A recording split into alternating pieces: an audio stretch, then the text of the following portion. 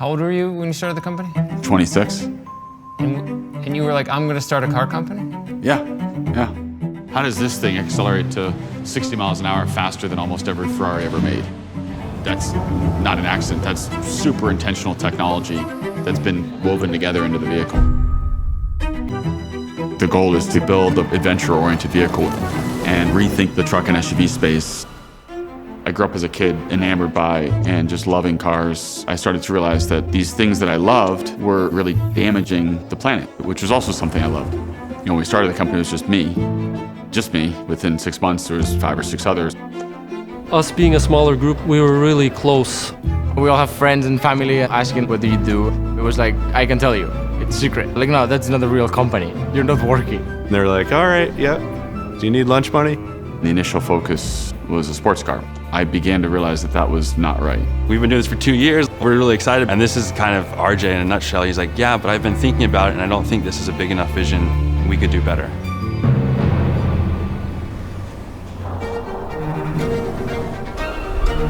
What is Rivian? Oh man. Rivian is an adventure. The technology doesn't exist for technology's sake. The technology exists to do things that currently are not possible. We actually have a 400-mile range, so this range anxiety goes away. We have a platform that we sit different vehicles on top. A good modular design that is scalable. It streamlines getting new vehicles to market. Gave us the opportunity to provide technology to other manufacturers and players in the industry. It's one of the most complex products on the planet in terms of the amount of compute platforms, software layers, drive system. We've taken very much a clean sheet approach. Don't look at other cars, what they're doing. Because if you keep doing things the same way, you will always get the same results. One of the advantages we have is designing a brand new vehicle from ground up.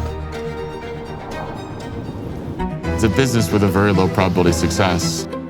You need 1,000 engineers, you need hundreds of suppliers, you need a really tight market position. Your first dollar of real revenue comes after spending $3 billion. We're living right now in a really weird state, leveraging sources of energy that accumulated on our planet for 200-300 million years. We as humanity, in less than 150 years, have used more than half of it. It's simply not a choice to move off of fossil fuels. The wrong answer is to tell people that want SUVs and trucks that they have to drive really small electric cars. The right answer is to say, drive the vehicle that you want. Oh, by the way, this now has a path to carbon zero. Starting fresh allowed us to pick state-of-the-art components from the get-go. It's all new technology. We're developing a brand new battery. We can give you more energy, more range, more power. All you're going to hear is the wheels on the dirt as you're driving through the open expanse. Not only can you take off like a bat out of hell, but then you can handle it. So we can manage the way the vehicle behaves at all times to keep it both stable or agile.